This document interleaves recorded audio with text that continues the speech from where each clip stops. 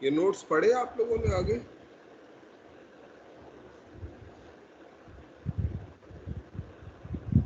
Hello,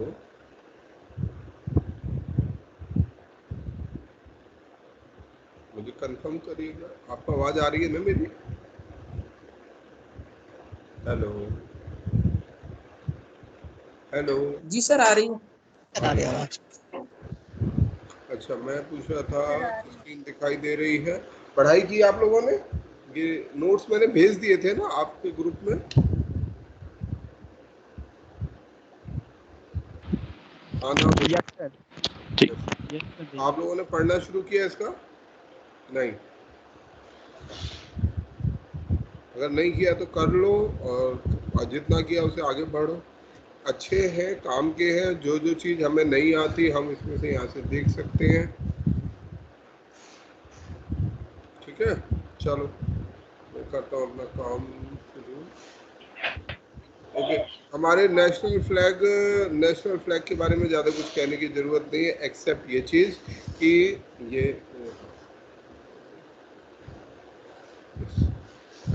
ये किसने बनाया, डिज़ाइन किया?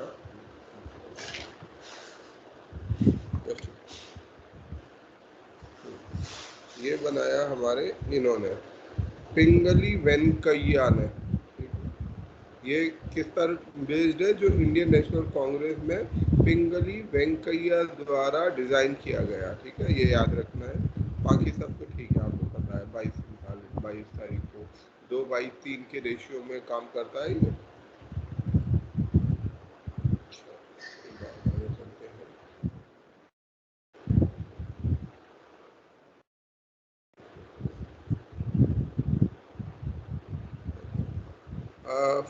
इसके लिए क्या क्या रूल लागू हैं, ये हमारे लिए इम्पोर्टेंट है। संविधान, अगर हम झंडे की बात करें तो झंडे के ऊपर कौन कौन से नियम लागू होते हैं? झंडे के ऊपर कौन कौन से नियम लागू होते हैं, बताओ भाई। Fundamental duties. आर्टिकल 51 ए का ए पार्ट, जो हमारी फंडामेंटल ड्यूटी है, जिसके अनुसार हमें संविधान के इंस्टीट्यूशन, नेशनल फ्लैग और नेशनल एंथम का सम्मान करना है। दूसरा है एम्बलम एंड नेम्स एक्ट। क्या है? Emblems and names act. तीसरा है prevention of insult to national honour act, flag code of India 2002 का।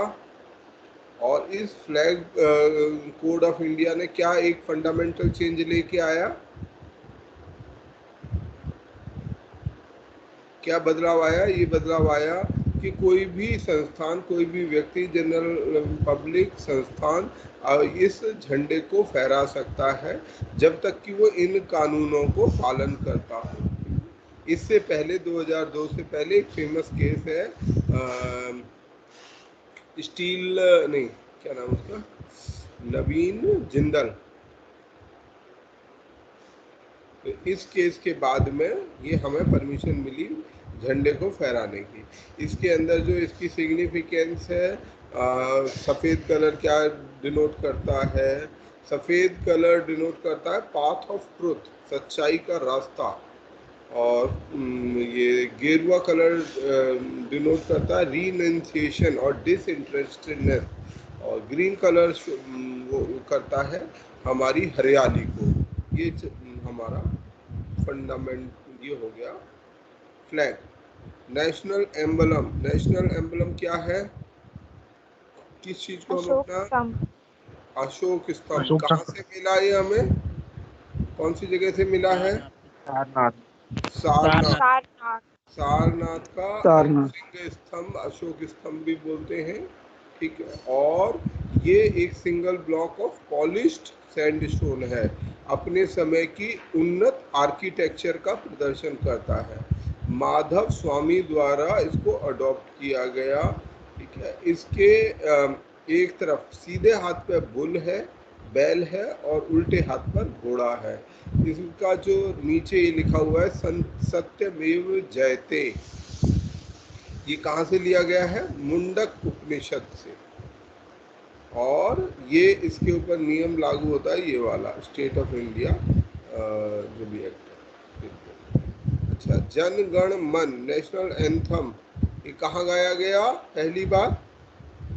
कोलकाता से। कोलकाता स्टेशन। कोलकाता के सेशन में। ये दिसंबर 1911 में कलकत्ता सेशन में पहली बार 52 सेकंड का, ठीक है। इसकी जो पीढ़ी वो होती है, अवधि होती है, इसकी अवधि 52 सेकंड, 52 सेकंड के लिए से बजाया जाता है, ड्यूरेशन जो है। अच्छा, जो हमारा नेशनल सॉन्ग है वो क्या है? वंदे मातरम। किसने लिखा? बंकिम बंकिम चंद्र चट्टोपाध्याय। चटर्जी। चट्टोपाध्याय अलग है और चटर्जी अलग है, चटर्जी की। ठीक है। और इसको जन गण मन के साथ, और इसे कब पहली बार गाया गया? इसके हिसाब से 1996 में, 1896 में नेशनल कांग्रेस के अधिवेशन में इसको गाया गया है। तो 1911 1996 नेशनल कैलेंडर, हम कौन सा कैलेंडर यूज करते हैं, कौन सा एरा यूज करते हैं? Gregorian Gregorian.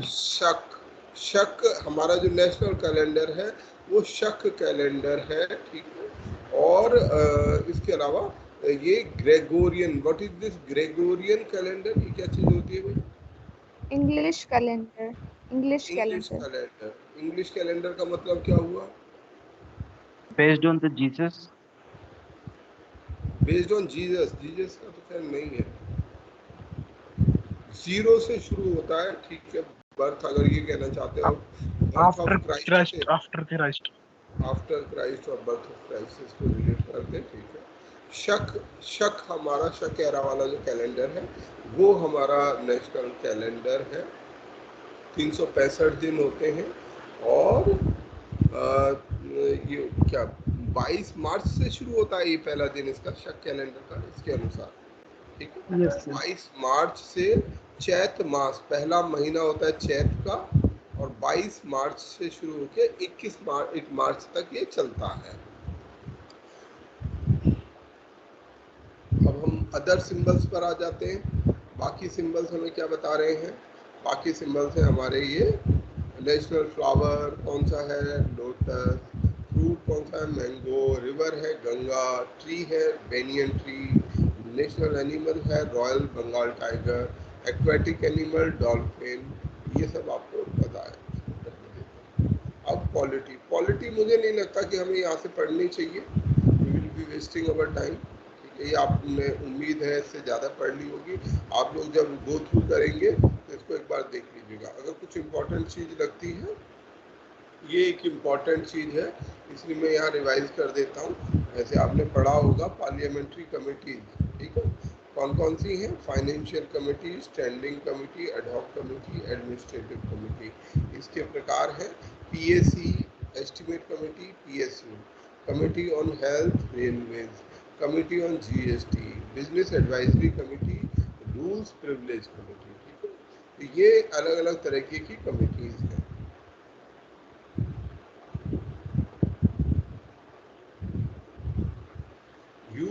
Youth parliament competition, ये क्या होता है यूथ पार्लियामेंट?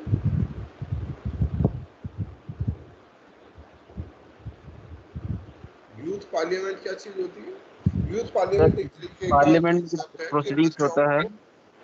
कॉलेज स्कूलों में इसकी पार्लियामेंट कैसे काम करता है इसको बच्चों को दिखाने के लिए कुछ यूथ पार्लियामेंट के ऑर्गेनाइज किया जाता है। कैबिनेट सेक्रेटरीट, कैबिनेट सेक्रेटरी क्या होता है? कैबिनेट सेक्रेटरीट हाईएस्ट ऑफिस है हमारी ब्यूरोक्रेसी का, ठीक है। कैबिनेट सेक्रेटरी हाईएस्ट सबसे ऊपर वाला ऑफिस है। प्राइम मिनिस्टर के डायरेक्टली प्राइम मिनिस्टर के अंडर काम करता है। Ex officio chairman of civil services board होता है। ये सब जो डे टू डे फंक्शनिंग होती है मिनिस्ट्री गवर्नमेंट की, उनको इंश्योर करता है, ये देखता है कि इंटर मिनिस्टेरियल कोऑर्डिनेशन, ठीक है, एक दूसरी मिनिस्ट्री के साथ आपस में तालमेल बना रहे बेहतर। तो एक सीनियर, सबसे सीनियर अधिकारी को ये कैबिनेट सेक्रेटरी का दर्जा दिया जाता है। सर एक क्वेश्चन है। पूछिए जी। सर किचन कैबिनेट क्या होता है? किचन कैबिनेट क्या होता है? किचन कैबिनेट क्या होता है और कौन बताएगा? चलो मैं वैसे मुझे अभी पूरा याद नहीं आ रहा, फिर भी कोशिश करूँगा। पहले कोई और बता दे। जैसे कि मैं ट्राई कर सकता हूँ। हाँ जी बिल्कुल करो ना। तो जैसे कि जो जो प्राइम मिनिस्टर्स वगैरह होते हैं, तो सर जो उनका जो जो फैमिली बैकग्राउंड वगैरह रहता है, वहाँ से भी कुछ डिसीजंस वगैरह इन्फ्लुएंस होते हैं सर। तो वहाँ से भी कुछ डिसीजन निकल के आते हैं जो हम नहीं देख पाते, लेकिन डिसीजन वहाँ से इन्फ्लुएंस होते हैं इसकी बैकग्राउंड। ओके। हाँ तो मतलब ठीक ही आपने उन्होंने बताया, बेसिकली एक फॉर्म ऑफ इनफॉर्मल कैबिनेट। ठीक है, कैबिनेट क्या होता है पहले तो इसके लिए ये जान लेना जरूरी है, व्हाट इज कैबिनेट, बताइए, ये तो सबको पता होगा, what is cabinet. Sir prime minister अपने अंडर में कुछ मंत्रियों को रखते हैं, उसको कैबिनेट बोलते हैं। कुछ चुने मतलब हुए उनसे कुछ मंत्री, विशेष। जो सीनियर मिनिस्टर या इम्पोर्टेंट मिनिस्टर का ग्रुप होता है ना, ये ग्रुप जो होता है, ये होते तो सभी मंत्री हैं, पर ये जो ग्रुप है कैबिनेट के मंत्री जो होते हैं, ये इन मंत्रियों से प्रधानमंत्री लगातार चर्चा करता रहता है, और इनके द्वारा जो भी प्रस्ताव स्वीकार होते हैं तभी वो सदन में रखे जाते हैं, या जो भी महत्वपूर्ण फैसले हैं वो कैबिनेट के द्वारा किए जाते हैं। कैबिनेट किचन का जो कॉन्सेप्ट है वो है कि एक फॉर्म ऑफ इनफॉर्मल कैबिनेट, जिसमें कि खास लोग, और खास मतलब अंतरंग लोग, जिनके साथ किचन में आप किनके साथ जा सकते हो, किचन आप किसके साथ शेयर कर सकते हो, किचन सर जान नॉर्मली आप पहचान वाले बहुत के ही, साथ, नहीं मतलब जान फैमिली पहचान मेंबर्स वाले के आप साथ। बहुत ही क्लोजली, या तो बहुत क्लोज फ्रेंड्स, बहुत क्लोज रिलेटिव्स।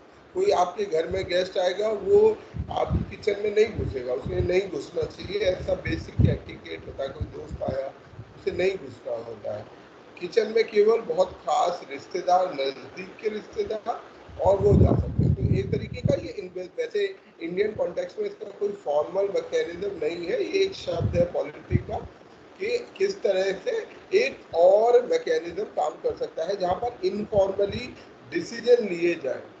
तो जैसे प्रधानमंत्री है, उसका घर हो सकता है, उसकी बहुत ही क्लोज, जैसे एक तो कैबिनेट ऑफिशियल है, पर ये किचन कैबिनेट अनऑफिशियल है। और ये जितने भी नाम हैं, ये सब हम कहाँ से लेते हैं, ब्रिटिश डेमोक्रेसी से। ये सारे जितने कंसेप्ट आते हैं हम ब्रिटेन से बोरो करते हैं ज़्यादातर, ब्रिटेन से, क्योंकि हमारा जो डेमोक्रेटिक सिस्टम है, हमारा जो पॉलिटिकल सिस्टम है, हम ब्रिटेन का सिस्टम फॉलो करते हैं, इसलिए हम ब्रिटेन की चीज़ों को फॉलो करते हैं।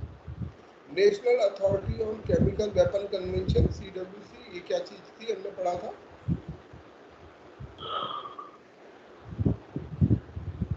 केमिकल वेपन कंसेप्ट कन्वेंशन, जो 1997 में हुआ था। ठीक है, जिसका उद्देश्य है कि केमिकल्स का, केमिस्ट्री का वॉर के लिए इस्तेमाल नहीं होना चाहिए। ठीक है, नॉन प्रोलिफरेशन। किसी भी ऐसे केमिस्ट्री का यूज हमें करें तो केवल अच्छे चीज़ों के लिए करें, युद्ध के लिए, वेपन्स के लिए हम इनका इस्तेमाल ना करें। तो यदि कोई भी जो है अपने देश में प्रोडक्शन कर रहा है, स्टॉक पाइलिंग कर रहा है, इस्तेमाल कर रहा है, PSU क्या कर रहा है, PSU, ये शब्द इस्तेमाल कर लीजिए, याद कर लीजिएगा जिनको याद करना है। क्या रोकता है केमिकल वेपन कन्वेंशन, PSU को रोकता है, P for public. Production, public. Production यार, मैं पब्लिक सेक्टर यूनिट की बात नहीं कर रहा हूँ यहाँ पर। एक याद करने की तरीका कि केमिकल वेपन कन्वेंशन क्या है। केमिकल वेपन कन्वेंशन किसी भी प्रकार के केमिकल वेपन के P यानी प्रोडक्शन को प्रतिबंध लगाता है, उसे रोकता है। एस फॉर स्टॉक पाइलिंग, कि हम एक बड़ा स्टॉक कर लेते हैं, हम प्रोडक्शन तो नहीं कर रहे, पर हम इधर उधर से जुगाड़ करके, हमने बनाया नहीं है और इकट्ठा कर लिया है, तो स्टॉक पाइलिंग भी नहीं कर सकते। और यू फॉर यूटिलाइजेशन। यूटिलाइजेशन, तो इनमें से कोई चीज़ हम नहीं कर सकते। ऐसा केमिकल वेपन कन्वेंशन हमें कहता है, जो कौन से साल में आया, कौन से साल में, 1997। 1997 में। ठीक है, तो उसी को पालन करते हुए हमने अपना ये national authority for chemical weapon convention बनाया है। ठीक है, गवर्नमेंट ऑफ इंडिया के अंतर्गत, और इसके साथ में हम काम करते हैं organisation for prohibition of chemical weapons and other state party, ये संस्था क्या होता है एनडीएमए? क्या चीज है एनडीएमए? ये नेशनल एक डिजास्टर मैनेजमेंट एजेंसी है नोडल जो नोडल डिजास्टर को अथॉरिटी है मैनेज सर। करती है। टोटल नहीं है, डिजास्टर मैनेजमेंट। मैनेजमेंट क्या काम करेगी ये? क्या काम करेगी? ये टू डिजास्टर कंट्रोल को मैनेज करने डिजास्टर्स। में करती है। आपदा प्रबंधन, डिजास्टर आपदा प्रबंधन का डिजास्टर काम है। मैनेजमेंट एक्ट, ये क्या होता है? आपदा प्रबंधन। डिजास्टर मैनेजमेंट एक्ट कौन से साल में आया? 2005। 2005 में। 2005 में। 2005। 2005 में ये आया था डिजास्टर मैनेजमेंट एक्ट। उद्देश्य क्या है इसका? To manage the areas where disaster से disaster has taken निपटने के place. लिए किसके लिए? डिजास्टर को सर वहाँ मैनेज करने के लिए जहाँ पे हैंडल और मैनेज करने के डिजास्टर लिए, हुआ है। किसको मैनेज करने के लिए? सर सर वहाँ पे डिजास्टर को लोग जो जहाँ डिजास्टर ऑक्योर हुआ है। क्षति के लिए तो जहाँ जहाँ लोग अफेक्टेड है उन लोगों का अफेक्ट। जो आ, उनको मैनेज करने के लिए, उनको राहत पहुंचाने के लिए और उनको बचाने के लिए है सर। पहले मुझे बताओ डिजास्टर क्या होता है? What is disaster? Definition of disaster कोई बता सकता है?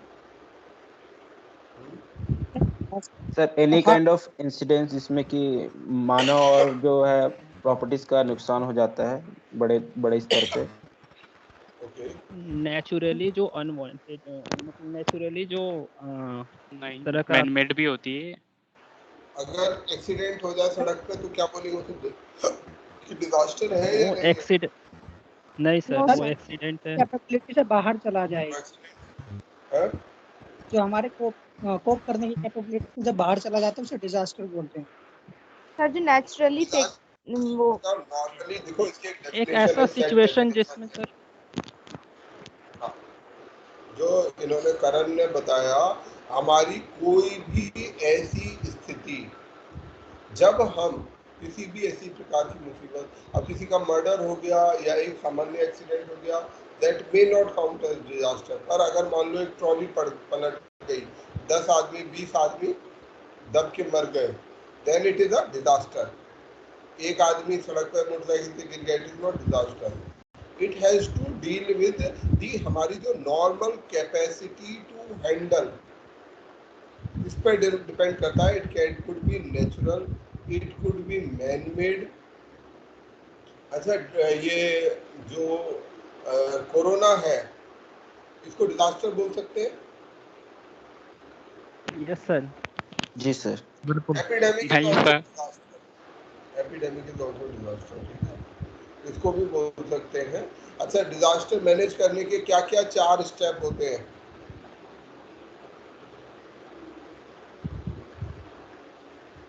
सर 4 का तो पता नहीं, बट ये 3 में काम करता है शायद। मतलब बताओ। बिफोर, ड्यूरिंग और आफ्टर। मतलब आने से पहले और जब आ रही हो तब भी, और उसके आने के बाद भी प्रोवाइड करनी जो रेमेडीज हों। प्रिवेंशन, प्रिपेयर्डनेस, फिर उसके बाद या मैनेजमेंट, या कुछ शब्द में एग्जैक्ट शब्द भूल गया, और लास्ट में होता है रिहेबिलिटेशन। किसी भी डिजास्टर को मैनेज करने के लिए हमें ये चीज़ें करनी चाहिए। क्या करना चाहिए? सबसे पहला कि ऐसे कदम उठाएं कि भाई प्रिवेंट किया जाए। बाढ़, ठीक है, बाढ़ आने का खतरा है, कोई भी चीज़ है जिसको होने की संभावना है, सबसे पहले क्या किया जाए? जैसे उन्होंने कहा बिफोर, यानी उसे प्रिवेंट किया जाए, रोकथाम कर दी जाए। हमने अगर उसकी रोकथाम कर दी तो वो होगा ही नहीं, तो हमारे लिए डिजास्टर हमने बचा लिया। ये मान लो नहीं हो सकता, या अगर कई सिचुएशन ऐसी हैं, बाढ़ हम कह सकते हैं, परंतु फिर भी हमें पता है कि इसकी संभावना बनी रहेगी, तो अगला कदम क्या करना होता है? प्रिपेयर्डनेस, कि अगर बाढ़ आ जाएगी, अर्थक्वेक आ जाएगा, तो हम क्या करेंगे, कैसे बाहर निकलेंगे, कैसे फंसे हुए लोगों को बाहर निकालेंगे, कैसे नाव लाएंगे, इतने लोगों को क्या इंतजाम किया जाएगा। ये अगली स्टेज होती है प्रिपेयर्डनेस, तैयारी, ठीक है। रोकथाम के बाद अगला काम करो तैयारी का। उसके बाद है मैनेजमेंट, कि ठीक है अब हो ही गया है, मान लो ये भी प्रिवेंशन भी कर लिया, प्रिपेयर्डनेस भी, तो जो करंट में चल रहा है उसको मैनेज करो। और लास्ट में है मैनेजमेंट पर ही काम खत्म नहीं होता कि अब डिजास्टर हमने मैनेज कर लिया खत्म हो गया, नहीं, लास्ट स्टेज भी होती है इसकी रिहैबिलिटेशन। जो लोग उससे विस्थापित हुए, जो उससे प्रभावित हुए, उनको दोबारा से काम पर लगाना, ये भी डिजास्टर मैनेजमेंट का काम है। ठीक है, तो डिजास्टर मैनेजमेंट में ये चारों चीजों को ध्यान रखना होता है। और ये जो है disaster management authority ministry of human affair, home affair के अंडर काम करती है, गृह मंत्रालय के अंडर काम करती है, headed by prime minister. State level पे इसी की एक और काउंटर पार्ट होती है जिसे हम बोलते हैं SDMA। What is SDMA? State disaster management state authority. Disaster management, what is DDMA? District disaster management authority. District तो डिजास्टर। ये तीनों लेवल पर ये अथॉरिटी काम करती है, NDMA, national, state and district. तो ये अपने अपने क्षेत्र में काम करती है। अच्छा, administrative reform and public grievance, ये क्या चीज होती है? DARPG, ये वाला जो संस्थान है, कभी नाम सुने हो?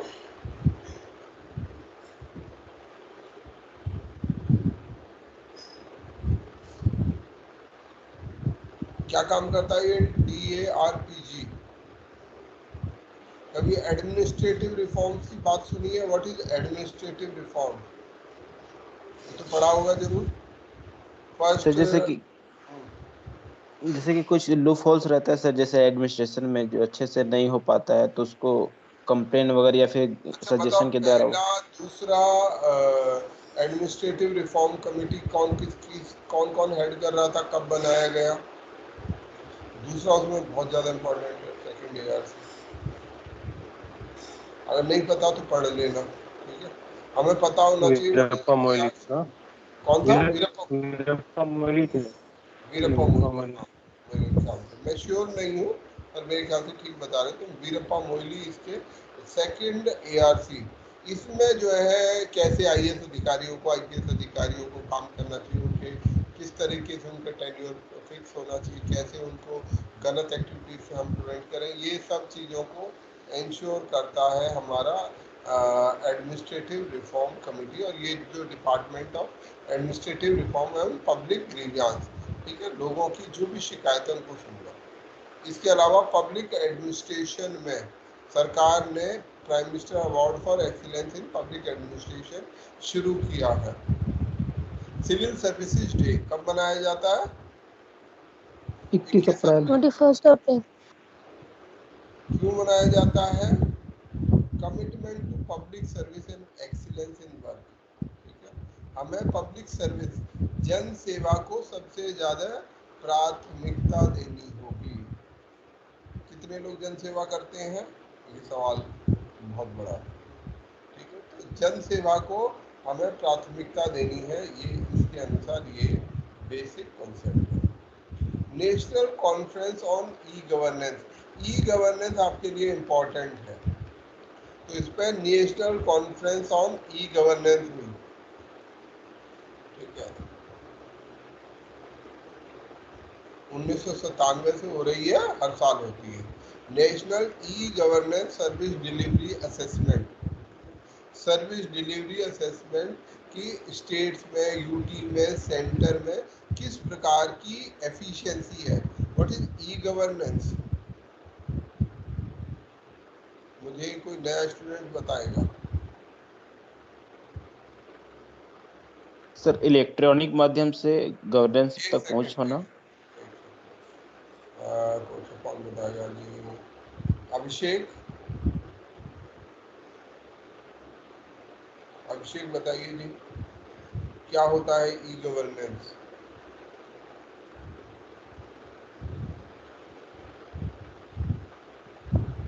किसी को आइडिया नहीं है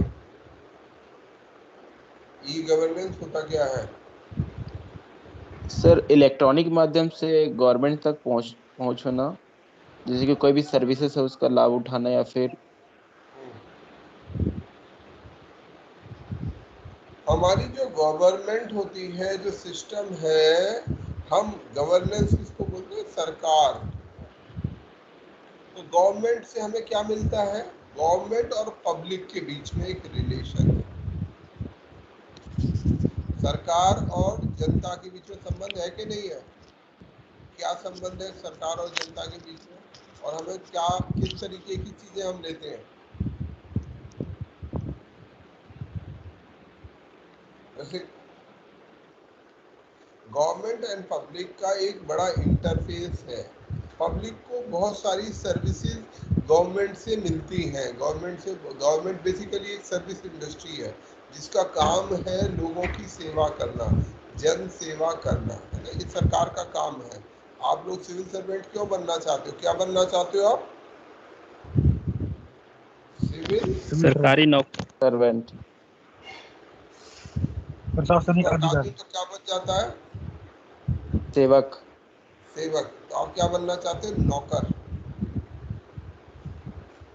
नौकर क्यों बनना चाहते हैं भाई? नौकर तो सबसे खराब चीज होती है। कभी सोचा इस बारे में? नौकर क्यों बनना चाहते हो यार? तो नौकर हम किसके हैं? नौकर जनता सरकार के। के।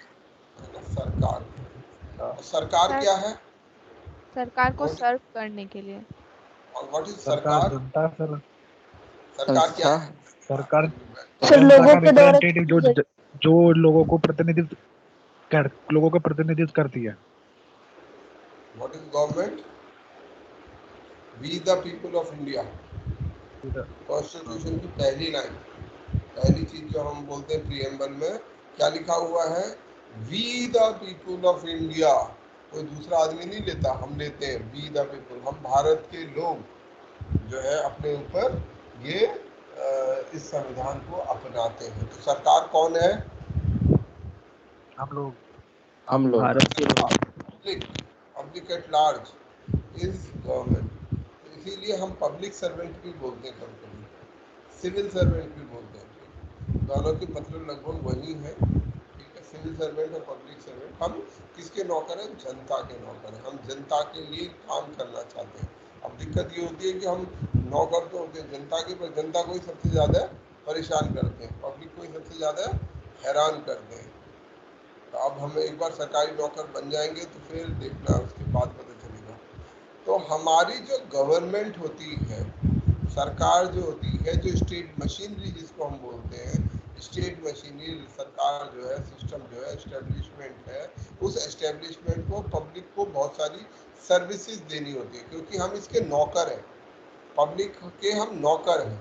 तो हमें पब्लिक को सेवाएं देनी है, जनता को बहुत सारी सेवाएं देनी है। क्या क्या सेवा देती है जनता को सरकार? ये जो स्टेट मशीनरी है, कुछ उदाहरण बताओ। आप गवर्नमेंट या स्टेट मशीनरी के पास क्यों जाते हो? अरे बहुत सारी चीज़ों के लिए जाते हो। आप सर्टिफिकेट्स के लिए जाते हो अपने, किसी को कास्ट सर्टिफिकेट बनाना है, कौन बनाएगा? इनकम सर्टिफिकेट बनाना है, कौन बनाता है? रेजिडेंस डोमिसाइल बनाना है, कौन बनाएगा? सरकार बनाएगी, क्योंकि वही तो हमारे नौकर है। ठीक है, तो स्टेट मशीनरी हमारे लिए बनाकर हमें देगी। इसके अलावा हमें स्कॉलरशिप मिलती है, हमें तमाम तरीके की पेंशन और ये सारी फैसिलिटीज़ हैं। ये सारी फैसिलिटीज़ हमें गवर्नमेंट स्टेट मशीनरी द्वारा दी जानी होती है। गवर्नमेंट तो खुद पब्लिक होती है, स्टेट की जो मशीनरी है वो ये सर्विसेज देती है। और ये डिलीवरी ऑफ सर्विसेज में electronic mode, delivery of services काम क्या है कि हमें डिलीवर करना है, सेवाओं को पहुंचाना है पब्लिक तक। तो हमारे लिए जो इलेक्ट्रिक मोड है, इलेक्ट्रॉनिक मोड है, वो बहुत काम आता है। आज के समय में हम देखते हैं क्या है, अगर आपको इम्तिहान देना है तो आप ऑनलाइन फीस भर देते हो। हम लोग कैसे करते थे? आप लोग के लिए मजे है, घर से बैठे बैठे एक क्लिक ऑफ बटन पर आपका फॉर्म सबमिट हो जाता है। दिन हो रात हो कभी भी जमा कर लेते हो, फीस भी वही जमा हो जाती है। हम लोग के टाइम में ऐसा नहीं था। हम लोग जो है वो 100 रुपये का ड्राफ्ट बनवाने के लिए घूमते रहते थे, 100-150 रुपये का जो भी ड्राफ्ट लगता था। फॉर्म भरने के लिए वहाँ जाना पड़ता था यूपीएससी के बाहर, कभी कभी लाइनें भी लगी रहती थी। तो जो सर्विस है वो धीरे धीरे बदल रही है इलेक्ट्रॉनिक मोड के कारण। आज हमें रेल की टिकट चाहिए, हम इलेक्ट्रॉनिक मोड से ले लेते हैं। पेंशन, जितनी चीजें हम डिजिटल कर रही है, गवर्नमेंट स्टेट मशीनरी डिजिटलाइजेशन कर रही है, डिजिटाइजेशन कर रही है, जिसके जरिए से क्या होगा, ये सर्विस डिलीवरी जो है वो आसान हो जाएगी। जहाँ भी हम लोगों को कुछ भी सेवा देना चाह रहे हैं तो वो हम आसानी से दे पाएंगे। ई गवर्नेंस हमेशा से भारत की बहुत महत्वपूर्ण विषय रहेगा।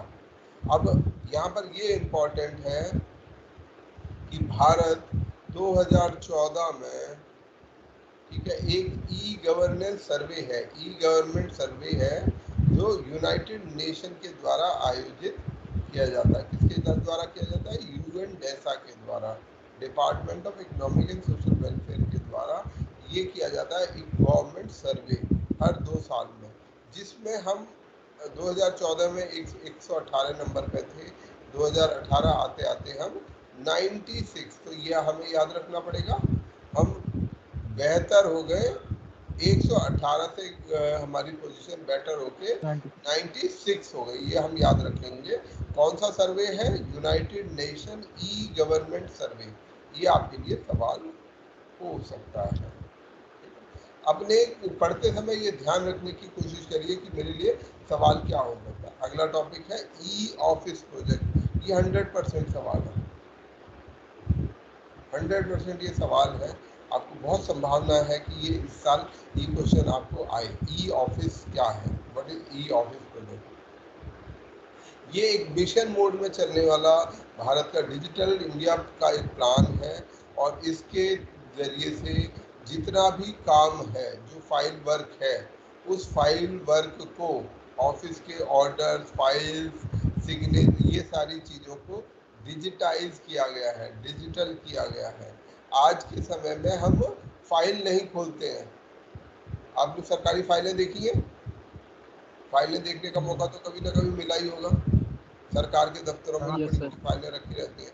अब धीरे धीरे वो जो मोटी सी फाइल जो होती थी वो ख़त्म हो जाएगी। आज के समय में ज़्यादा से ज़्यादा इलेक्ट्रॉनिक फाइल क्रिएट हो रही हैं, कंप्यूटर के अंदर ही फाइल बनती है।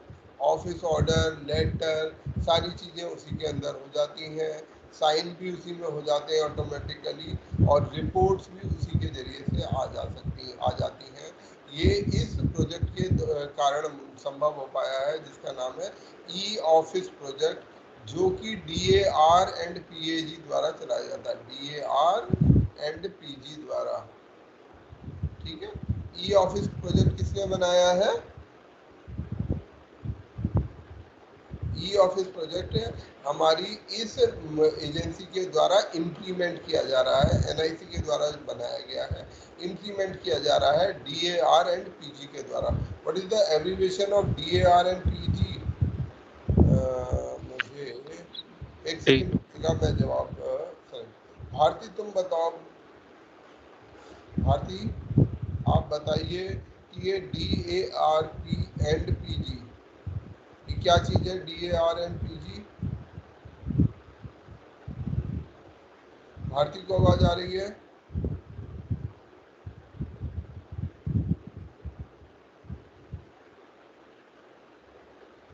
कोई और बताओ, चलो अगले पे चलते हैं। Department of administrative reform and public grievance. Department of administrative reform and public grievance.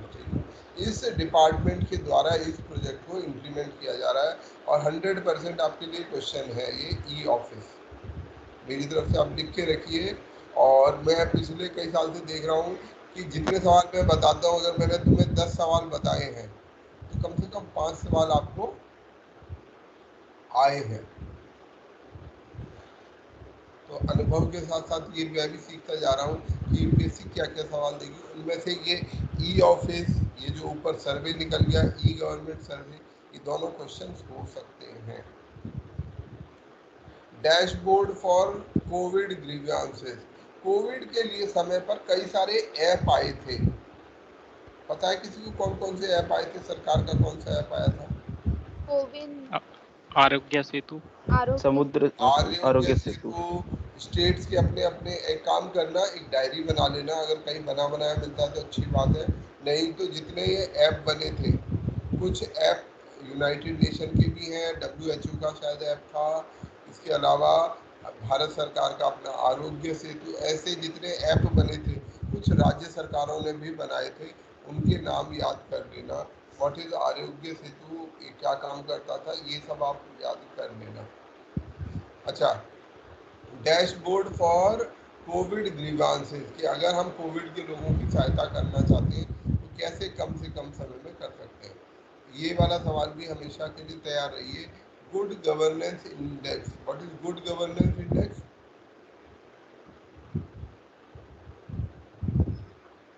हाँ जी सर, सरकार द्वारा उठाए गए कदम जो हमारे भले के लिए हो, जो भले लोक के लिए कल्याण के लिए। नहीं गुड सर, अटल गवर्नेंस, बिहारी वाजपेयी जी के जन्म दिवस के उपलक्ष्य में बनाया गया था लास्ट ईयर 2020 में। ठीक है, पर मैं अभी तो सवाल ये पूछ रहा हूँ कि है क्या गुड गवर्नेंस, होता क्या है, what is good governance? Sir, सुशासन इसकी शायद हिंदी मीनिंग होगी। हाँ हाँ बिल्कुल सही है, और मतलब सही, तुमने हिंदी कर लिया तो तुम मतलब भी बताई दूंगी। सुशासन, बिल्कुल सही बात है। अगर एक शब्द में कहा जाए गुड गवर्नेंस का मतलब है अच्छा शासन, सुशासन। तो होने को हो सकता है एक स्टेट मशीनरी है, एक डिस्ट्रिक्ट एडमिनिस्ट्रेशन है, एक भारत सरकार है, वो अपना काम कर रही है, काम तो कर रही है, पर वो काम अच्छा काम है या खराब काम है, वो कैसे पता चलेगा? वो गुड गवर्नेंस और बैड गवर्नेंस। गुड गवर्नेंस में क्या होगा, जो सर्विस डिलीवरी है, हम तो भाई जनता के नौकर हैं, तो जनता को जितनी अच्छी सर्विसेज दोगे, जितना अच्छा उसका देखभाल करोगे, ठीक है, अपने मालिक का जितना ज़्यादा से ज़्यादा ध्यान रखोगे, उतना आपका गवर्नेंस अच्छा है। और जितना आप जो है पब्लिक के इंटरेस्ट को ध्यान नहीं रखते, केवल अपने फायदे में लगे हुए हो, फालतू की कागजी कार्रवाई में कर रहे हो, तो then that is bad governance.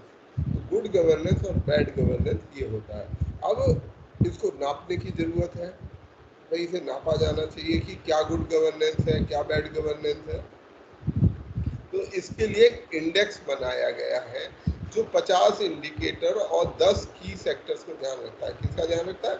10 की सेक्टर्स और 50 इंडिकेटर्स का।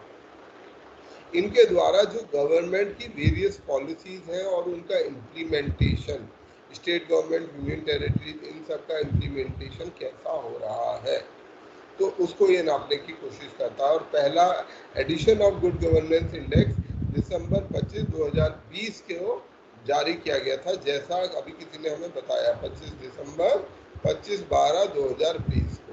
तो ये भी एक इम्पॉर्टेंट हमारे लिए सवाल है, बहुत इम्पॉर्टेंट है। तो हमारे 2-3 सवाल इस किताब में कई सारे अच्छे सवाल हैं जो आपको आने की काफ़ी संभावना है।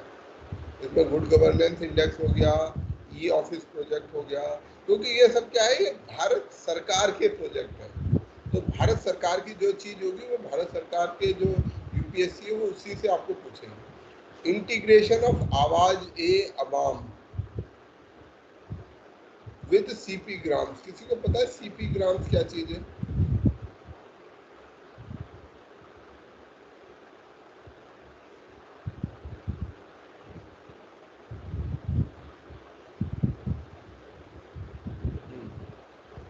ये भी बहुत इम्पोर्टेंट बॉडी है, सरकार के लोग सब जानते हैं। CP gram, CP gram is centralised public grievance portal of government of India. ठीक है, सेंट्रलाइज्ड पब्लिक ग्रीवांस, अगर जनता को कोई भी शिकायत है वो एक ही प्लेटफॉर्म पर जाकर कर सकता है और उससे वो अपने आप आगे ट्रांसफर होगा। ये सीपी ग्राम का एक मैकेनिज्म है, एक सिस्टम है। यदि किसी को भी, आपको सरकार से किसी भी काम से शिकायत है, आपको लगता है कि मेरा ये काम सरकार के किसी एजेंसी ने ठीक प्रकार से नहीं किया, अब मुझे ये नहीं पता कि मैं किसके पास जाऊं, किसको शिकायत करूं, क्या कैसे किया जाए, तो उसके लिए एक मैकेनिज्म बनाया गया है जिसका नाम है सीपी ग्राम। इस सीपी ग्राम में जो आपका कंप्लेन है, जिसको हम लोग अपनी भाषा में बोलते हैं पब्लिक ग्रीवांस, जिसको हम कंप्लेंट बोलते हैं, उसे पब्लिक ग्रीवांस बोला जाता है। मतलब जनता को ये इस तरीके का ग्रीवांस है, ये उनकी शिकायत है कि आप ये हमारा काम ठीक से नहीं कर रहे, तो उसका एक पोर्टल है, वेबसाइट है। अगर आपको कभी सरकार से कोई शिकायत हो, सीधा यहाँ जाकर कर सकते हैं, जिसकी इफेक्टिव मॉनिटरिंग हाईएस्ट लेवल पे होती है और जल्दी से जल्दी उसका डिस्पोजल निपटारा किया जाता है। ठीक है, अगला है national centre for good governance. ये एक और गुड गवर्नेंस की बॉडी आ गई। गुड गवर्नेंस के लिए हमने कई सारे इनिशिएटिव हैं जो कि हमारे policy reform, administrative, social, economic और फाइनेंशियल स्फेयर्स के अक्रॉस है, और उद्देश्य ये सब इसका है। Good governance, e governance. अच्छा, good governance and e governance दोनों एक हैं, अलग हैं? अलग है सर। E governance is good governance. Yes sir, वहाँ पे बहुत एक तरह से कह सकते ट्रांसपेरेंसी है sir. So e-governance can be good. All governance means good governance also includes, means ये इसका सबसेट हो सकता है। गुड गवर्नेंस में और भी चीजें होनी चाहिए, not only e governance, but e governance can be a very important tool of good governance. आपकी जो सर्विस डिलीवरी है वो प्रॉम्प्ट हो जाती है, टाइम बाउंड हो जाती है और मॉनिटरेबल होती है। कोई भी आदमी उसको देख सकता है कि भाई आपने हमारा काम किया या नहीं किया। नहीं तो सरकारी बाबू फाइलों में ही घुमाते रहते हैं। खेती, एग्रीकल्चर के बारे में वैसे हमने पढ़ा है, ठीक है, फिर भी देख लेते हैं, थोड़ा सा रिवाइज करने में कुछ अच्छी बात है, अच्छी चीजें हमें मिल रही। तो हमारी देश की आबादी, कितनी आबादी खेती में जुड़ी हुई है? 55% आबादी। कितना हमें जीडीपी इससे मिलता है? 17.4%। हमारा जो जीडीपी का 17.5% लगभग हमें खेती से प्राप्त होता है, जो कि एक अच्छी बात नहीं है। क्यों अच्छी बात नहीं है? क्योंकि हम ये देखते हैं कि भाई, यानी कि हमारी 55% आबादी को केवल 17.5 रुपए मिल रहे हैं। तो अगर बाकी को देखें तो बाकी लोगों को 83 तो अगर मैं ये मोटा मोटा कहूँ कि बाकी सेक्टर वाले लोगों को लगभग 2 रुपये मिलते हैं, 2 रुपये कमाते हैं, तो हमारा जो किसान है वो 1/3 रुपया कमाता है। तो बाकी लोगों की जो किसान से अलग हैं, उनकी और किसान की आमदनी में 6 गुने का फर्क है, 6 टाइम्स का फर्क। ये मेरी कोरोलरी ठीक है? ठीक है ना? तो इसका ये कनेक्शन हमें यहाँ दिखाई देता है कि हमारे किसान के लगभग 6 गुना, मतलब बाकी को हम एक तरफ कर देते, किसान को एक तरफ कर देते, तो दिखाई देता है कि लगभग हमारा किसान जो है, जो उसकी इनकम है वो उसके छठे हिस्से के बराबर है। गवर्नमेंट की जो इम्पोर्टेंट स्कीम है, सॉइल हेल्थ कार्ड स्कीम, प्रधानमंत्री कृषि सिंचाई योजना PMKSY, परंपरागत कृषि विकास योजना, प्रधानमंत्री फसल बीमा योजना, ये सब कुछ गवर्नमेंट की स्कीम्स हैं। आपने स्कीम्स में इनको पढ़ा हुआ है, अलग से हम स्कीम्स जब करेंगे तो इनको एक बार और देख लेंगे।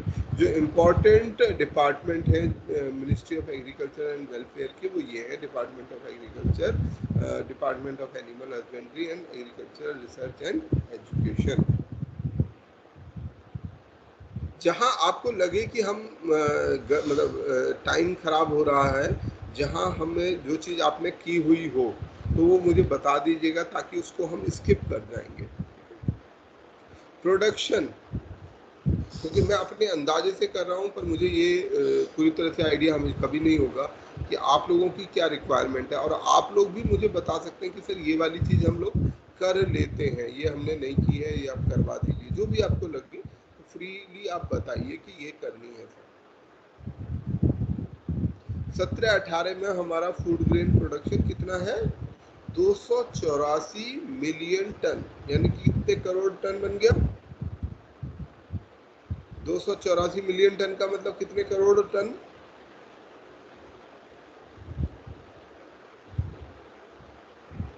28.4 कर 28.5 करोड़ टन हमारे देश में खाद्यान्न का उत्पादन लगभग हुआ है 2017-18 में, जिसमें कि हमारा जो चावल का उत्पादन है वो 11.6 करोड़ टन है, और 110.2 करोड़ टन है हमारा गेहूं का उत्पादन।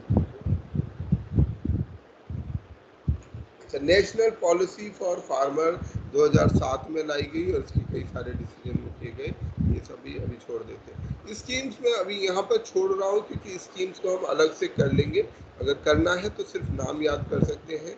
प्रधानमंत्री कृषि सिंचाई योजना, ठीक है, कृषि की सिंचाई के लिए है, 50,000 करोड़ रुपए का आउटले रखा गया था 5 साल के लिए। और इसको मिनिस्ट्री, कोई भी स्कीम पढ़ते समय ये जरूर याद रखना है कि वो स्कीम है क्या, किस चीज के लिए है। ये सिंचाई के लिए है, उसको लागू कौन करता है। अब जैसे ये वाली स्कीम है, लग सकता है कि कृषि से संबंधित है, और इसको मैनेज कौन कर रहा है, it is administrated by water resource ministry. तो ये इम्पोर्टेंट है, वो बहुत बार आपको सवाल, ये सवाल तो बहुत बार आ चुका है कि हु एडमिनिस्टर्ड स्कीम PMKSY, प्रधानमंत्री कृषि सिंचाई scheme is managed by, administered by which ministry, ministry of agriculture, ministry of labour, ministry of water resource and ministry of excise. अब आपके लिए मुश्किल हो जाएगा, बहुत सारे बच्चों से एग्रीकल्चर लगाएंगे, अगर हमने याद ध्यान से नहीं किया तो। ये हमारा टास्क है। पर ड्रॉप मोर क्रॉप, पर ड्रॉप मोर क्रॉप, ये क्या चीज है?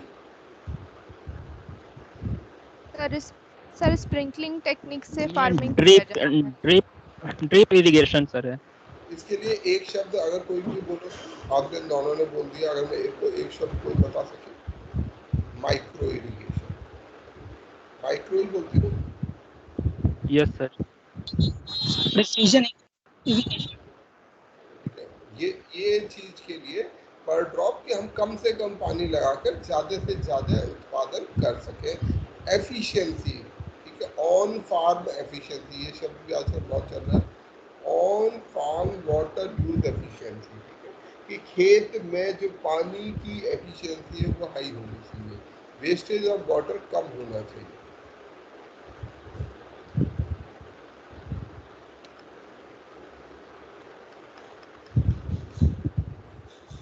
एग्रीकल्चर क्रेडिट, ठीक है, एग्रीकल्चर क्रेडिट,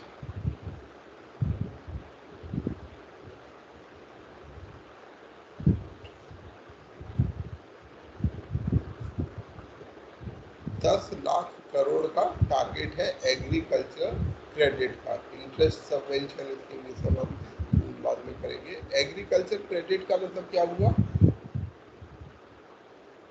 खेती में कितना लोन, एग्रीकल्चरल लोन होते हैं। कितने दिए जाते हैं।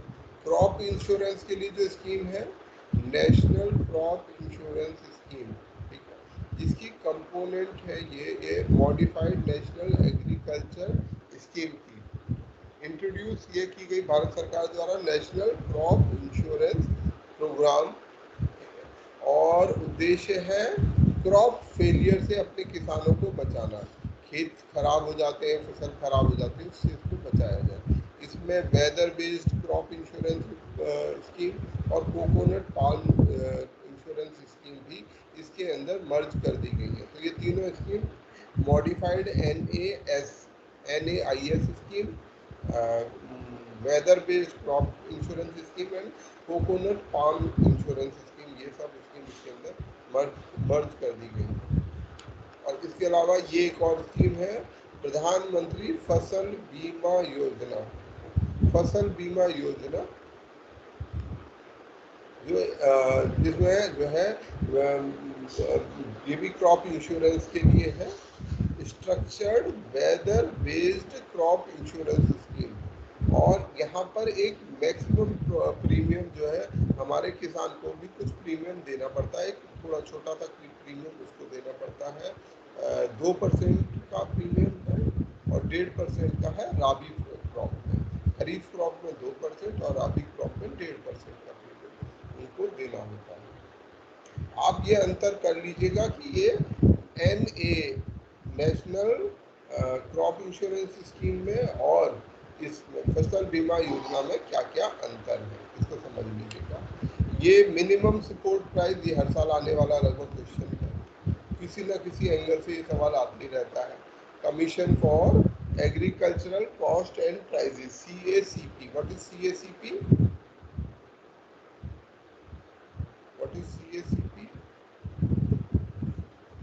कमीशन ऑन MSP को एग्रीकल्चर कॉस्ट एंड प्राइजेस, ठीक है। पैसिव अभी ये इन्हीं के बता- रिकमेंडेशन भी सॉरी सर हाँ, और 23 क्रॉप्स के लिए काम करता है, ये 23 क्रॉप के लिए काम करता है। बाकी कहानी आपको पता है, मिनिमम सपोर्ट प्राइस को मेंटेन करने के लिए कोशिश करता है, जिससे कि अगर खेती के प्राइसेस में कोई कमी आ जा रही है तो उसको चेक किया जाए। कैसे निर्धारित होती है हमारी एमएसपी? एमएसपी में क्या क्या शामिल होगा?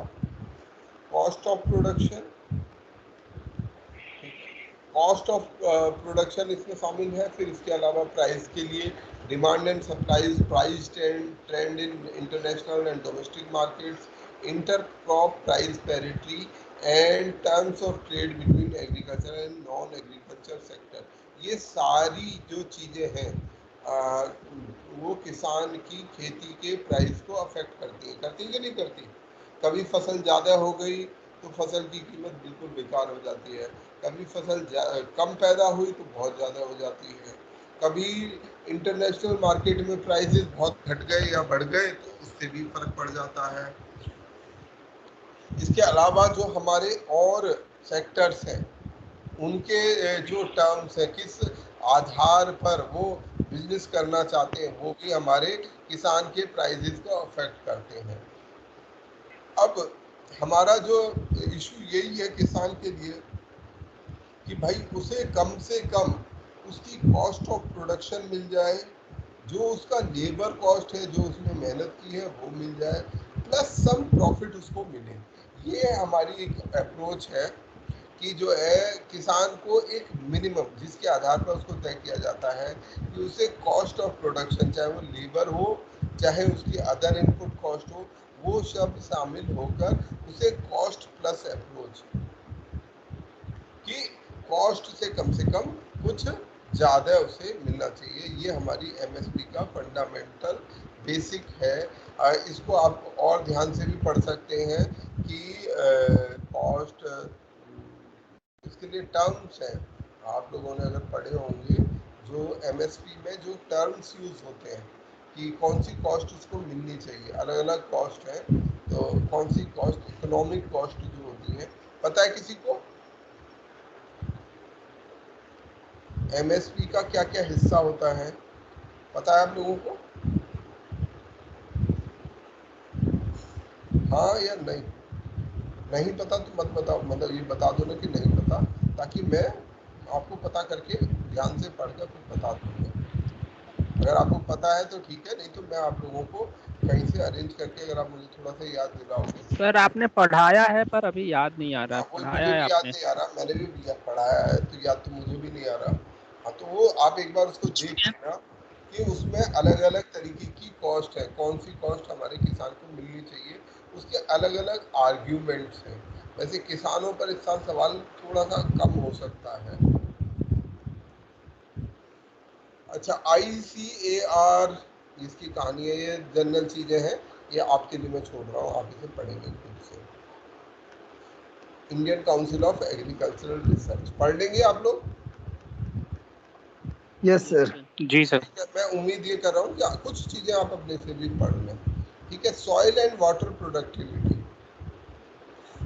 सॉइल एंड वाटर प्रोडक्टिविटी हमारी एग्रीकल्चर के लिए फंडामेंटल चीज़ है, और national bureau of soil survey and land use planning ने एक जियो पोर्टल डेवलप किया है, NBSS भूमि पोर्टल डेवलप किया है, जिससे कि हम अपने सॉइल का और उसके लैंड यूज का क्या उसका इस्तेमाल हो रहा है उसको हम अपने सैटेलाइट से या जियो स्पेशियल टेक्नोलॉजी से चेक कर सकें। मतलब अगर आप लोग गांव से आते होंगे तो आपको पता होगा कि वो पटवारी होता है जो गांव में ये अंदाज़ा लगाता है, आज के समय में अगर एज ए DM या SDM को ये पता करना हो कि उसके गांव में कितना गेहूं बोया गया है, कितना चावल बोया गया है, तो पहले वो पटवारी वो काम पर्सनली जा के करता था। आज वो काम इलेक्ट्रॉनिक माध्यम से, सैटेलाइट के माध्यम से 2 मिनट में हो सकता है by using this app.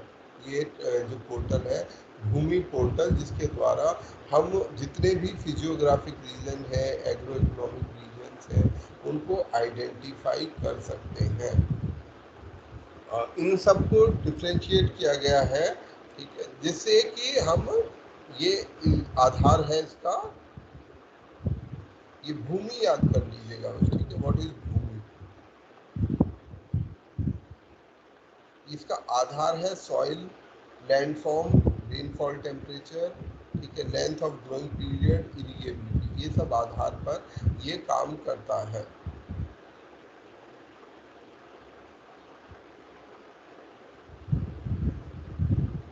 Animal husbandry and dairy and fisheries, इसमें ज़्यादा नहीं करते, बस यही करते हैं। करीब हमारे देश में, हाँ, कि जो स्कीम्स भी हैं हमारे यहाँ बोवाइंस के लिए, काऊ के लिए, क्या नाम है उस स्कीम का? आधार कार्ड भी बनाया जा रहा है। क्या नाम है उस स्कीम का? हर एक गाय का एक कार्ड बन रहा है, पता है आप लोगों को? हमारे उसका नाम है,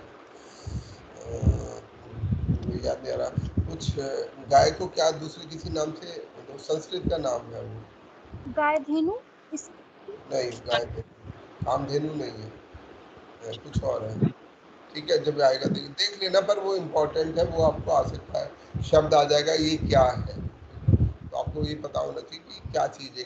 कि अभी ये प्रोग्राम है उसके अंदर जो है, वो शब्द मैं भूल रहा हूँ, उसके अंदर में सभी जितनी कैटल हैं और गाय हैं उनका आधार कार्ड बनाया जाएगा। शायद वो उत्तर प्रदेश की योजना है या भारत सरकार की योजना है, वो आ सकती है, वो भी आ सकती है।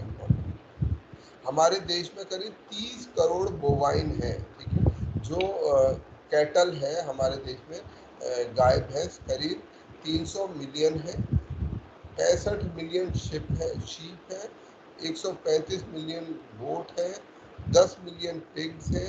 ये हमारी 19वीं लाइव स्टॉक सेंसस के अनुसार का डाटा है। लाइव स्टॉक के प्रोडक्शन में हम नहीं जा रहे, ठीक है, ये भी आप ही लोग पढ़ोगे। जो इम्पोर्टेंट कैटल्स हैं, कौन कौन सी ब्रीड्स हैं, गिर, कनकरेज, सहीवाल। हाँ, इस बार एक और चीज़ मैं बोलना चाहूँगा, एक डॉग है,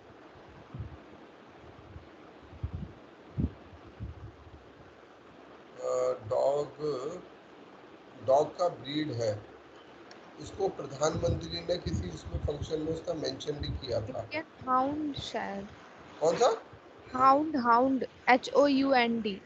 नहीं, वो यहाँ की ब्रीड है, साउथ इंडिया की कोई ब्रीड है, उसका नाम आपको याद रखना है, मुझे अभी क्लिक नहीं कर रहे हैं सारे नाम, सर्च करते जाना भाई, ये लोग आपका काम है वो मुझे डॉग की ब्रीड का नाम ढूंढ के बताना, ठीक है, वो डॉग की ब्रीड कौन सी है जिसको रेफर किया था।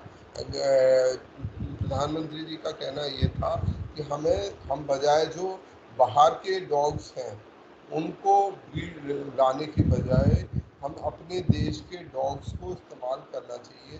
वो कई सारी ऐसी ब्रीड्स हैं जिनको हम इस्तेमाल कर सकते हैं, तो उसी कॉन्टेक्स्ट में एक डॉग की ब्रीड का नाम आया था।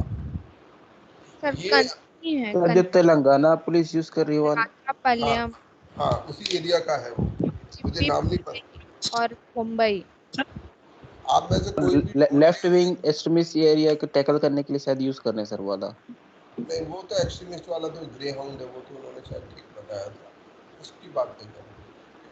एनीवे, वो कोई बात नहीं है, बस एक इंसिडेंटल चीज़ मुझे याद आ रही है। ये हमारे बफेलो की ब्रीड्स हैं जिनके आपको नाम याद करने हैं, जाफराबादी, पंडरपुरी, सुरती, ये सब सेंटर्स हैं जहाँ इनकी ब्रीडिंग के कॉन्सेप्ट को हम बढ़ा रहे हैं। लाइव स्टॉक में मैं ज़्यादा मेहनत नहीं कर रहा हूँ।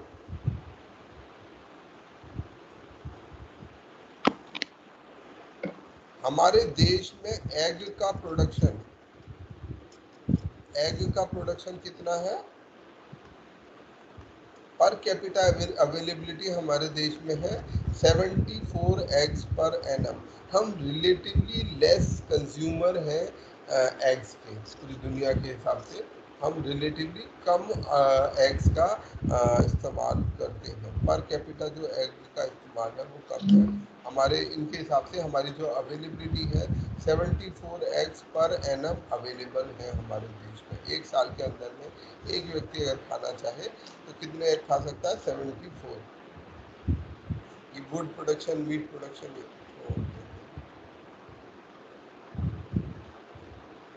लाइव स्टॉक हेल्थ के लिए मैं नहीं कर रहा हूँ, ये सारा लाइव स्टॉक में छोड़ रहा हूँ, फिशरीज भी मैं छोड़ रहा हूँ। फिशरीज आप देख लीजिए। हाँ, कॉमर्स, हमारा ट्रेड। ये किसी का माइक्रोफोन में थोड़ा सा नॉइज है, अगर बंद कर देंगे तो अच्छा रहेगा। हाँ, हमारा जो कॉमर्स है, व्यापार है, वाणिज्य है, कॉमर्स की हिंदी होती है वाणिज्य, और ये रेगुलेट होता है हमारी फॉरेन ट्रेड पॉलिसी के अनुसार। हमारी फॉरेन ट्रेड पॉलिसी में हम क्या चाहते हैं? हम एक्सपोर्ट्स को प्रमोट करना, एक्सपोर्ट को ज़्यादा से ज़्यादा बढ़ावा देना कि एक्सपोर्ट ज़्यादा से ज़्यादा बढ़ने चाहिए। एक्सपोर्ट ज़्यादा बढ़ेंगे तो जब हमारे देश से निर्यात ज़्यादा होगा तो क्या मिलेगा हमें? क्यों हम चाहते हैं कि फॉरेन फॉरेन एक्सचेंज। एक्सचेंज, ठीक है। फॉरेन एक्सचेंज हमारे देश के लिए बेहद आवश्यक है, क्योंकि हमारे ऊपर ये एक भारी मुसीबत है कि हम लोग एक क्या किस तरीके का बोलते हैं, ट्रेड डेफिसिट कंट्री है। इसका क्या मतलब होता है?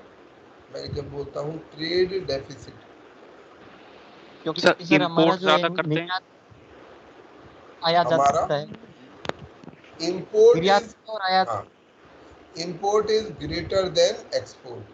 जी जब हमारा आयात निर्यात से ज़्यादा होगा, यानी कि हम खरीद ज़्यादा रहे हैं, मंगा ज़्यादा रहे हैं, भेज कम रहे हैं, बेच कम रहे हैं। अगर हिंदी भाषा में कहें, एक्सपोर्ट मतलब बेचना, किसी दूसरे को दे रहे हैं या हम ले रहे हैं। तो अगर हम सामान ज़्यादा पैसे, मान लीजिए 100 रुपये का सामान हम लोग खरीदेंगे और हम बेचेंगे 90 रुपये का सामान, तो क्या दिक्कत होगी? पैसे की कमी पड़ती जाएगी। हमेशा हम ये -10 रुपीज़, ठीक है, क्योंकि इसको तो देने भाई, जिससे सामान खरीदना है 100 रुपये का खरीदना है, जिसको बेचना है बिक हमारा 90 का रहा है। हमेशा ये हमारे पास ये इकट्ठा होता रहेगा, -10 रुपये, -10 रुपये। तो ये ट्रेड डेफिसिट हमारे लिए है ना, ये एक बड़ा चैलेंज है कि हमें ट्रेड के डेफिसिट को पूरा करना है। अब ये ट्रेड का डेफिसिट फिर के लिए क्या करना पड़ेगा? लोन लेते हैं सर हम लोग फिर हमें लोन इंटरनेशनल लेना इंस्टीट्यूशन। पड़ेगा, है ना, इंटरनेशनल इंस्टीट्यूशन से, या हमें रेमिटेंस पे किसी ना किसी से उधारी लेनी पड़ेगी। तो वो हमारे लिए उधार लेना, फिर उस उधार पर ब्याज देना पड़ेगा। तो ये एक चैलेंज है, एक परेशानी है। इसलिए भारत सरकार किस चीज़ पर कोशिश करती है हमेशा कि भाई एक्सपोर्ट बढ़ाओ। अगर एक्सपोर्ट बढ़ जाएगा, व्यापार बढ़ जाएगा, तो क्या होगा? ट्रेड डेफिसिट कम हो जाएगा, ट्रेड डेफिसिट खत्म हो जाएगा। और अगर हम ट्रेड सरप्लस हो गए तो फिर हमारी इनकम ऐड होने लगेगी। हमें किसी को किसी और से उधार लेने के बजाय हम किसी दूसरे को उधार दे सकेंगे।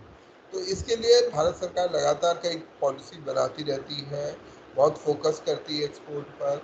उसी में से एक प्रयास है special economic zone, export promotion and trade facilitation. ये सब काम export oriented industry, EOU, SEZ, EP, export promotion zones होते हैं, ये अलग होते हैं। तो ये कुछ कुछ ऐसे जगह हैं जहाँ से सरकार ये कोशिश करती है कि ज़्यादा से ज़्यादा हम अपने एक्सपोर्ट को बढ़ाएं। हमारा जो अभी के समय का ट्रेड परफॉर्मेंस है वो ये है कि हम इंपोर्ट कर रहे हैं 1127 बिलियन डॉलर्स का, 1127 बिलियन डॉलर का एक्सपोर्ट का इंपोर्ट कर रहे हैं। और हमारा जो डेफिसिट है ये 77 बिलियन डॉलर क्या है? Our imports exceeded exports by how much? 77 billion dollar.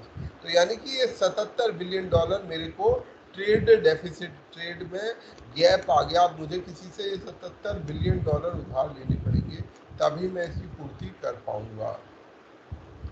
ये हमारे लिए चैलेंज है। इसके लिए हमारा देश लगातार कोशिश करता है कि हमारा जो इंपोर्ट है वो कम हो और एक्सपोर्ट बढ़े। अच्छा, merchandise export, merchandise export, merchandise export होता है जो दुनिया भर की मर्चेंटाइज एक्सपोर्ट है, जो प्रोडक्ट्स हैं, डायरेक्टली यूजेबल प्रोडक्ट्स हैं, एफएमसीजी टाइप प्रोडक्ट्स हैं, जो कंज्यूमर प्रोडक्ट्स हैं, उनका व्यापार। तो हमारा जो मर्चेंटाइज एक्सपोर्ट है वो 3,314 बिलियन डॉलर है। कितना है? 3,314 बिलियन, थोड़ा सा करेक्ट कर लीजिए। तो इतना हमारा मर्चेंटाइज एक्सपोर्ट है।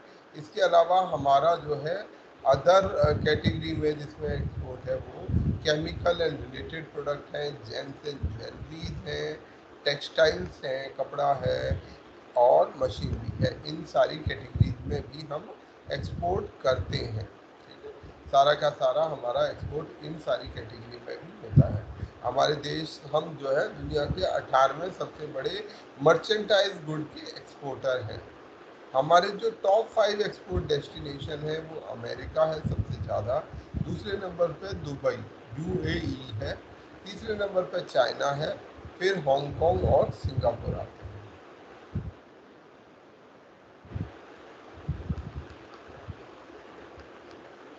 अच्छा, इसी समय पर हमने जो मर्चेंडाइज इंपोर्ट किया उसकी कीमत थी करीब 474 बिलियन डॉलर। तो हमने 314 बिलियन डॉलर का तो एक्सपोर्ट किया मर्चेंडाइज में, पर यहाँ भी हम डेफिसिट देख रहे हैं 474 बिलियन डॉलर का। हमारे जो 5 मोस्ट इम्पॉर्टेंट इंपोर्ट कैटेगरीज हैं जहाँ हम सबसे ज़्यादा इंपोर्ट करते हैं वो ये है, petroleum crude and its products. करीब हम 27.5%, मैंने शायद एक क्लास में 33% बता दिया था क्या, किसी में 30%, तो अभी ये जो है वो करीब 27.5% पैसा हमारा पेट्रोलियम प्रोडक्ट्स पर खर्चा होता है, इंपोर्ट होता है। दूसरा हमारे लिए जेम्स एंड ज्वेलरी है जिसमें हम करीब 11.5% हमारा इंपोर्ट जेम्स एंड ज्वेलरी का है, बिजली के सामान इलेक्ट्रॉनिक गुड्स का है, केमिकल्स और फार्मास्यूटिकल इंडस्ट्री का है। सर्विस ट्रेड, ठीक है। अब ये सर्विस ट्रेड नाम की चीज़ क्या होती है? हम जो कुछ तो सामान मंगा रहे हैं, बेच रहे हैं, दूसरी तरीके से हम सामान के अलावा सर्विसेज का भी एक्सपोर्ट कर सकते हैं, सर्विसेज भी बाहर भेज सकते हैं। हमने किसी USA, जैसे जितने ये BPO कंपनीज हैं, ठीक है, जो कॉल सेंटर कंपनी है, वो क्या कर रही हैं, वो उनके लिए काम कर रही हैं, BPO का काम कर रही हैं, वहाँ पर उनके लिए कोई काम हम करके देते हैं, तो ये सर्विस ट्रेड हम करते हैं। और ये हमारे 41% ऑफ टोटल एक्सपोर्ट का हिस्सा बना सर्विस सेक्टर। सर्विस सेक्टर का जो एक्सपोर्ट है वो करीब 41% हिस्सा बना। हम साथ साथ पर जब सर्विसेज की मर्चेंटाइज एक्सपोर्ट इंपोर्ट की बात करते हैं, ऐसे ही सर्विसेज का भी इंपोर्ट है, सर्विसेज का भी। कुल मिला के हमारा ओवरऑल ट्रेड डेफिसिट 19-20 में 77 बिलियन डॉलर था, जो कि उससे पिछले साल से थोड़ा सा कम था, जो पहले 102 बिलियन डॉलर होता था उससे वो थोड़ा सा। अगर ट्रेड के पॉइंट ऑफ व्यू से ये क्लोरोक्वीन, ठीक है, इंडिया ने करीब 45 ton chloroquine, 400 million tablets chloroquine की विदेशों में भेजी, 114 कंट्रियों में कोविड के दौरान भेजी। इसी के साथ हमने पैरासीटामोल की करीब 96 मिलियन टैबलेट और सस्पेंशन और बाकी तरीके का सिरप, ये सब हमने दूसरे देशों में भेजा। हमारी फॉरेन ट्रेड पॉलिसी 2015 से लेके 20 तक के लिए काम कर रही है, जो export of goods and services को बेहतर करने की कोशिश कर रही है। जो इसको इम्प्लीमेंट करने के जो प्रोसेस हैं FTA में जो फॉरेन ट्रेड पॉलिसी है, उसके ये सभी इम्पॉर्टेंट इनिशिएटिव हैं: goods and services tax, digital India, skill India programme, startup India programme, ease of doing business and trade facilitation initiative. आप सभी को ये सारे टर्म्स याद पता है इनके बारे में, या थोड़ा सा रुकते हैं? मैंने कई सारे टर्म बोले आपको, डिजिटल इंडिया बोला, ease of sir trade facilitation system के बारे में नहीं पता और ऊपर में जितना तो सब पता है। ठीक है। ट्रेड फैसिलिटेशन सिस्टम है कि हम ट्रेड को, व्यापार को कैसे ज़्यादा से ज़्यादा आसान अक्रॉस फैसिलिटेट करें कि ज़्यादा से ज़्यादा व्यापार हो सके, हम ट्रेड में बाधा ना बने। कभी कभी सरकार ट्रेड में बाधा बन सकती है। Yes sir, yes sir. Yes sir. कैसे कैसे? सर वो टैक्सेस सर बढ़ा टैक्सेस के वगैरह लगा के। ठीक है, और अगर मान लो टैक्सेस ना लगाए तो भी और बहुत ज्यादा नियम कानून लगा के, मतलब बहुत सर सारे नियम वर्डिंग का कानून बना के। बिल्कुल सही। हम अगर मान लीजिए कोई सामान है, आपने कोई सामान बनाया है, आपके पास कोई सामान है, आप भेजना चाहते हैं, सरकार वो कहेगा कि नहीं नहीं इसके लिए ये कागज लाओ, आपके पास वो कागज लेके आओ, ये करके लाओ, वो करके लाओ। तो आखिरकार आप थक हार के कहेंगे कि छोड़ो यार, मुझे ये व्यापार नहीं करना, मैं इसे छोड़ता हूँ। तो ये हमारा जो ट्रेड फैसिलिटेशन है बहुत पुअर है हमारे देश में। तो उसको बेहतर करने के लिए कुछ स्पेशल इनिशिएटिव, और साथ के साथ में ये ease of doing business initiative, ये दो बहुत महत्वपूर्ण है। इनमें हमारी रिलेटिव सक्सेस भी है। ठीक है, हमने सफलता भी हासिल की है ईज ऑफ डूइंग बिजनेस में भी और ट्रेड फैसिलिटेशन मेजर्स। मतलब ट्रेड फैसिलिटेशन के लिए हमने कोई ऐसा खास अलग नहीं किया, पर कई छोटे छोटे कदम उठाए हैं जिससे हमें बेनिफिट हो सकता है। उनको अगर आप बात करना चाहो तो किस तरीके के मेजर्स, किस तरीके के इनिशिएटिव हैं, उनमें कुछ स्कीम्स हैं जो एक्सपोर्ट प्रमोशन के लिए, एक्सपोर्ट को बढ़ावा देने के लिए, ज़्यादा से ज़्यादा कैसे एक्सपोर्ट करवाया जाए, लोग ज़्यादा से ज़्यादा एक्सपोर्ट कैसे करें। तो पहली स्कीम है ड्यूटी एग्जेम्पशन या रेमिशन स्कीम, रेमिट कर देना, वापस दे देना। तो यदि किसी व्यक्ति ने कोई सामान खरीदते समय ड्यूटी टैक्सेस दिए हैं, तो वो उसको वो सारे, अगर वो सामान को एक्सपोर्ट करता है तो उसको सारी ड्यूटी जो टैक्स उसने दिया है वो वापस कर दिया जाएगा या उससे कोई टैक्स नहीं लिया जाएगा। दूसरी स्कीम है एडवांस ऑथराइजेशन स्कीम। अगर हम कोई सामान मंगवाते हैं, इंपोर्ट करते हैं एक्सपोर्ट के लिए, और उसके लिए कुछ इनपुट्स लेके आए, तो उस पर जो भी ड्यूटी लगेगी उनके बदले में क्रेडिट मिलेगा। एडवांस ऑथराइजेशन के लिए एक क्रेडिट उन्हें हासिल होगा। जेम्स एंड ज्वेलरी सेक्टर के लिए कुछ स्कीम्स लाई गई कि जेम्स एंड ज्वेलरी, क्योंकि हमने अगर ऊपर देखा कि हमारा एक्सपोर्ट का एक बड़ा हिस्सा जेम्स एंड ज्वेलरी से का भी होता है, तो उसको कैसे बढ़ावा दिया जाए, उसके लिए भी स्कीम लाई गई। Issuance of authorisation under duty remission scheme, ठीक है, ये एक और स्कीम है। EPCG scheme, export promotion of capital goods. या कैपिटल गुड्स किसको बोलते हैं हम? सर मशीनरी वगैरह की। सर प्रोडक्शन मशीनरीज, प्रोसेस में जो यूज वेरी गुड। हाँ, मशीनरीज को, मतलब आम समझ के लिए हम ये समझ सकते हैं मशीनरीज को। तो मशीनरीज का ज़्यादा से ज़्यादा एक्सपोर्ट किया जाए, इसके लिए export promotion of capital. Export from India scheme, ठीक है, कुछ कुछ हमने स्पेशल स्कीम बनाई एक्सपोर्ट फ्रॉम इंडिया, कि हम इंडिया से जो एक्सपोर्ट करें, जैसे ये मर्चेंडीज एक्सपोर्ट फ्रॉम इंडिया स्कीम, इसके अंदर स्पेशल कुछ इंसेंटिव दिया जाता है, ड्यूटी स्क्रिप्ट्स दिए जाते हैं, मतलब जितना आपने टैक्स दिया उसके बदले में आपको सॉर्ट ऑफ स्क्रिप्ट, एक क्रेडिट नोट जैसा दिया जाता है, आप उसको इस्तेमाल कर सकते हैं। हमारे देश में जो फॉरेन ट्रेड है उसको रेगुलेट करने के लिए ये अथॉरिटी है DGFT, directorate general of foreign export. ये उसे रेगुलेट करती है कि किस तरीके से एक्सपोर्ट को नियमित किया जा सके। एक्सपोर्ट इसकी, ये DGFT की जो इम्पोर्टेंट स्कीम है उनमें है निर्यात बंधु प्रोग्राम, ठीक है, ज़्यादा से ज़्यादा लोगों को निर्यात के लिए एनकरेज करना। स्पेशल इकोनॉमिक जोन, एक स्पेशल इकोनॉमिक जोन क्या होते हैं? ये ऐसी विशेष स्थान होते हैं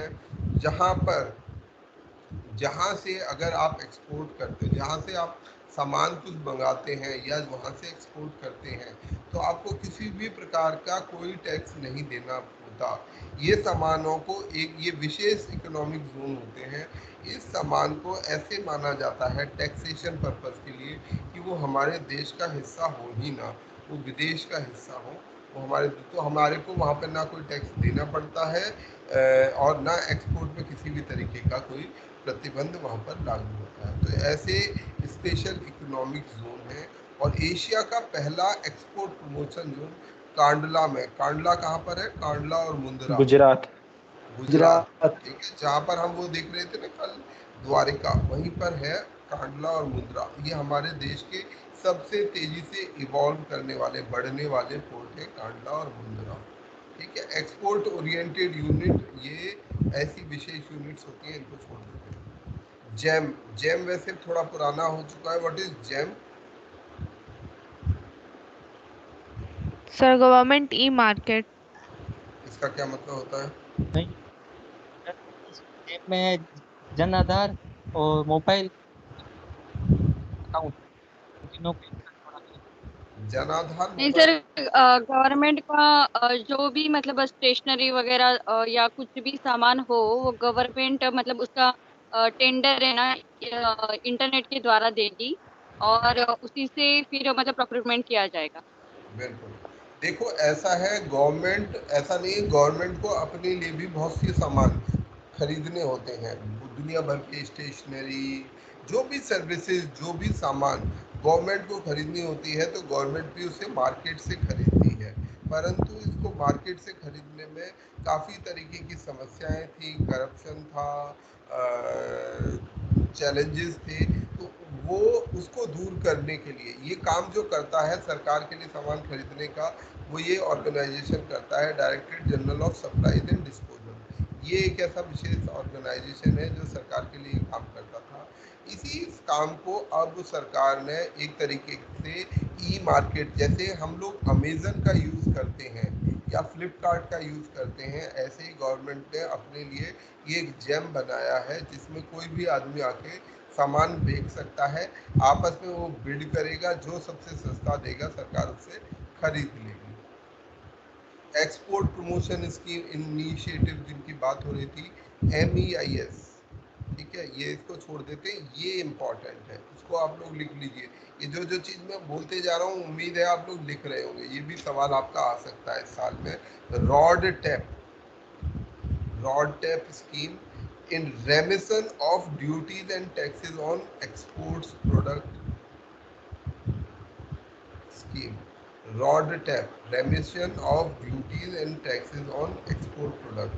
तो जितनी भी ड्यूटीज और टैक्सेस एक्सपोर्ट प्रोडक्ट पर दी जाती हैं, वो सरकार के द्वारा वापस की जाएंगी एक्सपोर्टर को इस स्कीम के द्वारा। तो ये भी आ सकता है आपके लिए, ये रिसेंटली अभी चल रहा कॉन्सेप्ट है।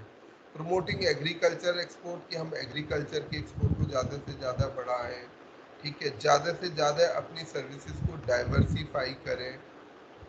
जैसे ये वाली सर्विस ITES, टूरिज्म, हॉस्पिटैलिटी, ये सब सर्विसेज को हम एनकरेज करें।